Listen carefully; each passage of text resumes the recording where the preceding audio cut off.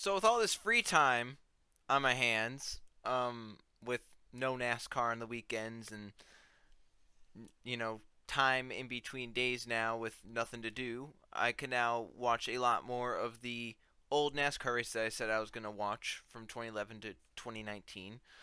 I went through and finished 2011 back in November, early November. It is now middle of March, and I finished 2012 just today. I watched Phoenix and Homestead earlier today, and I finished them both. And now here are my raw reactions to the 2012 NASCAR season. It is, I didn't remember it to be as average as it was. So going into this, I kind of already had a ranking of where I thought seasons would rank. I kind of thought 2011, 2014, 2016 were all really good. And I had 2012 as one of those that was good. I was like, okay, I just did 2011, whatever. Had a lot of really good races, some really, really good races. Maybe the best race I'm going to watch at Homestead. And I'm going into 2012, and I was like, okay, it's not going to be as good as 2011 was, but I still think it's going to be at least all right, and it's going to be, decent and good, and there's going to be a good amount of good races. There's going to be some great races. There's not going to be too many bad races.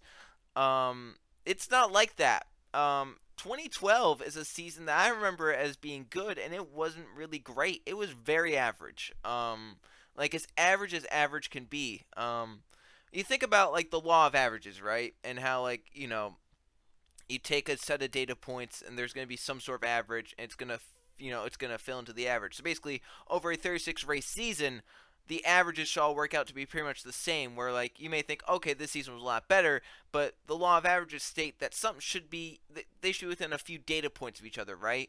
And it should fall within some sort of average. So if you look at the picture that I posted on the community tab, I have all my race rankings there.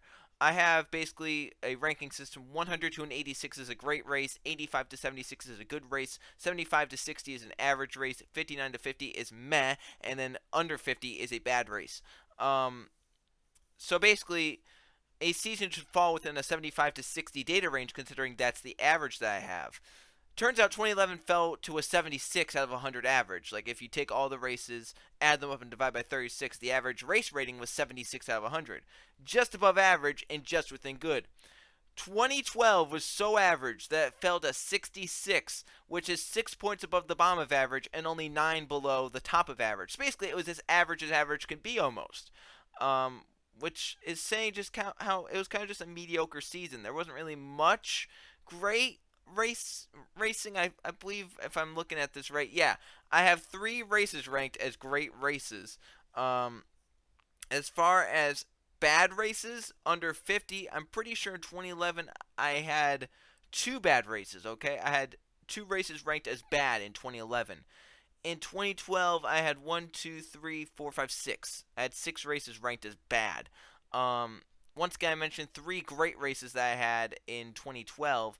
In 2011, the amount of great races were 9. So a third of what 2011 had. In my opinion, at least. A lot of them fell within either just at average or just at good.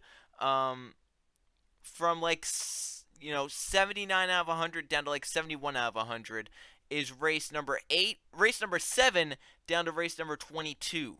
So it was barely good or just about average. Yeah, 79 to 71 as terms of race ranking. Race number 7 is there, all the way down to race number 22, which is what, 15 races fall within that, so basically half the season falls within that. That's crazy. Um, so some points I want to make about this season. Kentucky still sucks. I think it was actually worse than the one from 2011. Fontana was ranked as my worst race of the season. First of all, they barely passed at all.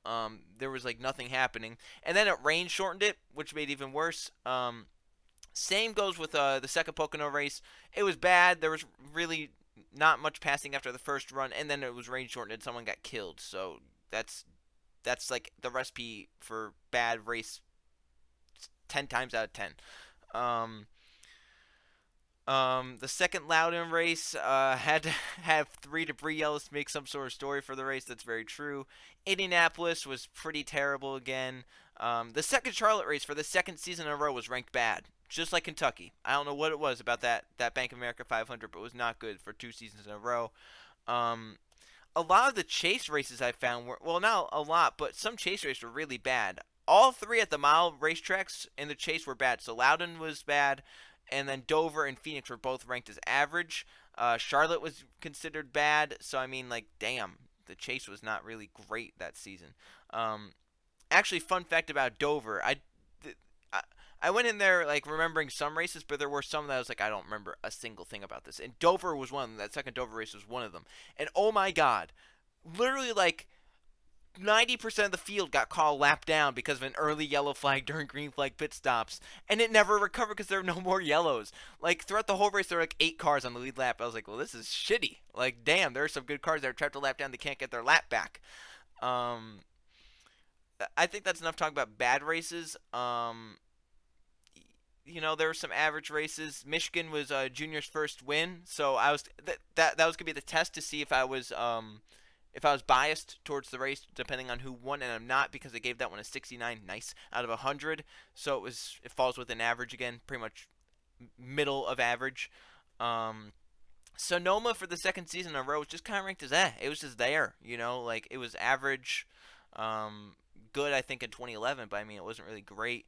Um, the first Pocono race of 2012 was honestly pretty funny because like there were like 22 or so pit road speeding penalties, which was crazy. There was some strategy all throughout. There were some crashes because it was the first race on the repave and had a bump and run for the win. You don't really see that Pocono much, so that was a good one.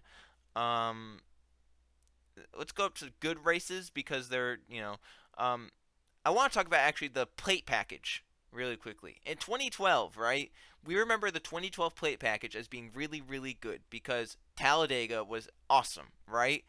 The Daytona 500, the first Talladega race, and the summer Daytona race were nothing short. Like, it was just kind of like there. They weren't really great. It was so hard, first of all, to get the outside to work. And then cars were getting overheating issues and stuff like that. It was absolutely insane how bad they were. I ranked the second Daytona race as barely good, right? Last season, in 2011, I had all four, I think, ranked as like awesome or something. And then this season, I only have one ranked as great, right? Talladega, the second Talladega race, I have 98 out of 100, which is the only race I ranked in the 90s. And that race was insanity. First of all, right, I want to say this.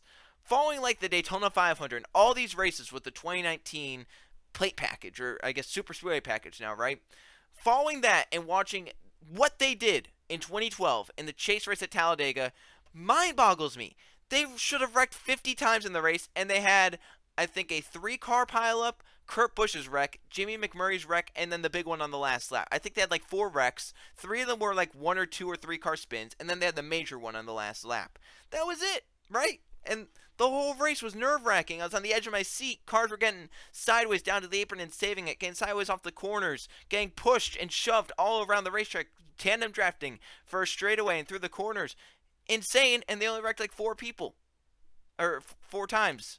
And then the last one obviously was going to happen. I mean, if they didn't wreck 4 wide on the last lap, something was going to be wrong. Martinsville proved once again to be a good racetrack. It had the second highest rating at 89 out of 100. It also had one at 79 out of 100. Both those races were good. The Bristol night race always is remembered for the Matt Kenseth and Tony Stewart thing, but my God, there was some good racing as well.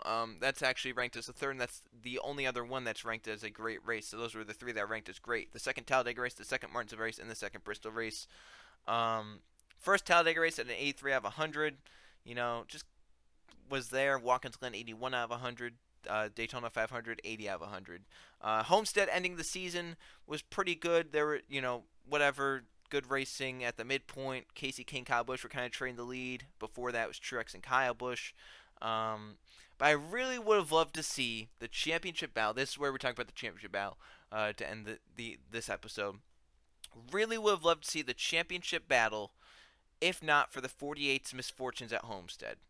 Not many people remember this. A lot of people just remember Keselowski winning the championship, and it wasn't even close. Jimmy and Boyer were like 30-some points back, right?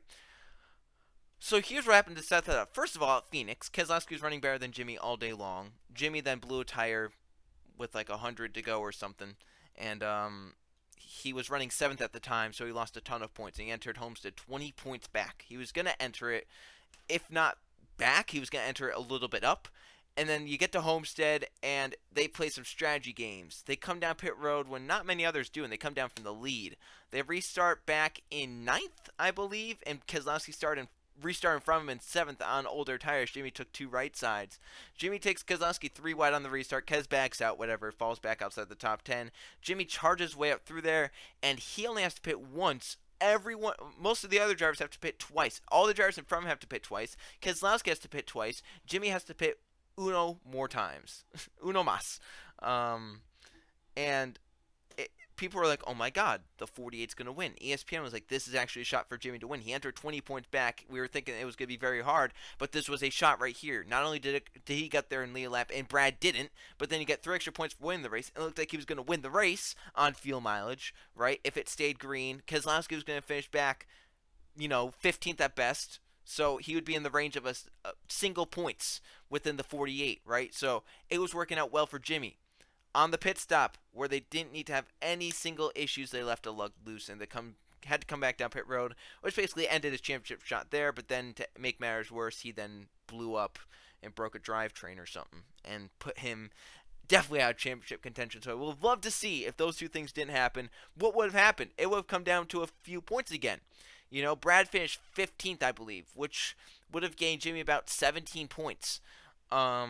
That wouldn't have been enough. He would have been about 3 points back still. But does Brad maybe do something different if Jimmy's still in the race? They came down earlier because Jimmy was out, and they were like, we have nothing to lose. We could just do this now and get it out of the way. Or would he have stayed out longer? If he stays out longer, does he run out of fuel? Does he lose time to drivers who get fresher tires sooner? There's a lot that could have gone differently. So in my opinion, that is a race which could have gone down in history as a really, really good championship battle, which got spoiled because of the 48's misfortunes. So I think that's it for 2012. Not much more to talk about because, once again, very average season. So next is 2013, which is a season that I probably don't remember very much from.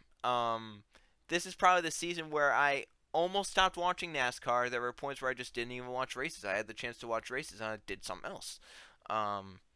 So this is going to be a season where there's going to be a lot of races I don't remember. Maybe the races that I can name that I remember, Daytona 500, obviously. All the plate tracks, really, I could probably remember. I remember the last, 20 laps of Auto Club, so that counts. But not much more other than that, I remember Kentucky.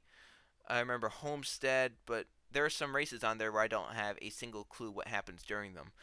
So that's going to be a lot of fun.